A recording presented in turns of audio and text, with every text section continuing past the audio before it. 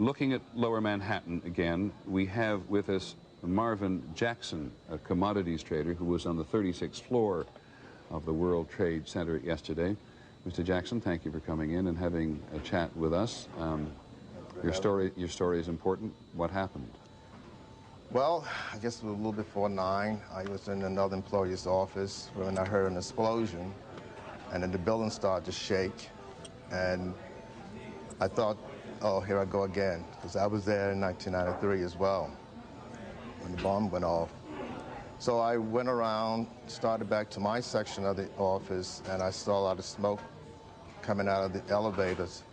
So I walked around to make sure that everybody was leaving, because we heard someone telling everyone to leave, so people were beginning to leave out. And later I went down the stairways, and there was other people going down, so we just walked down the stairways until about, I don't know how far, we saw firemen started coming up, and also they were bringing some injured people down and some people who were having medical problems. So eventually we made it out into the plaza, to the concourse of the building, rather, and the sprinkler system was working, so, they just kept us moving until we were out in the street. In the wake of the 1993 bombing, was there a plan in progress at your firm? What firm did you work for? I work for the Commodity Futures Trading Commission. Right. Well, was there a plan in place in your office to deal with an emergency were this ever to happen again?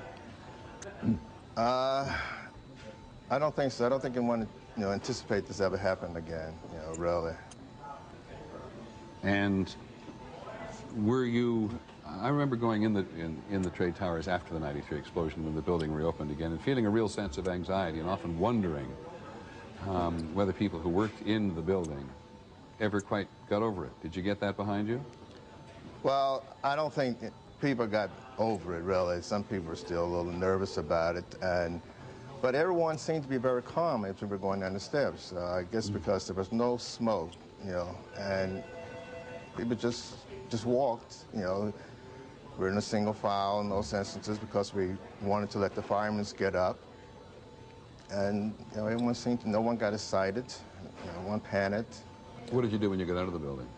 Well, I went out into the street and I looked back after I got past Church Street to see what had happened, and I saw that both of the buildings were on fire. And with that, I just, moved as far north as I could away from there. And I was about 4 or 5 blocks away when all of a sudden the street shook, and I heard like an explosion. I thought, oh my God, I said, the bomb just went off. And I turned around and looked back, and I saw all of this soot and smoke, and everyone just started running then. Which tower were you in, 1 or 2? I was in 1, and when I saw that was when Tower 2 collapsed. The South Tower, the first to go, and the North Tower after that. To the best of your knowledge, did all the people in your organization manage to get out of the building? To the best of my knowledge, everyone is out. Do you have a sense, I know this is a difficult question, do you have a sense of how crowded or not crowded the general area was at this time of day, just before 9 o'clock? It was very crowded. It was a lot of people.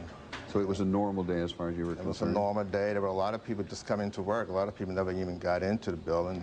And, they just gotten off the elevators. But it was a lot of people, yeah. Mm-hmm. What would you remember most about yesterday as a day, aside from the fact, thank goodness, you survived? Well, I think, right now, I was thinking about these firemen. All those firemen who went up, and especially when I saw the buildings, the first, Tower 1 coming down, the first thing that came to my mind is, oh my God, all these firemen probably still in that building. Thank you, Mr. Jackson, for sharing that story with us.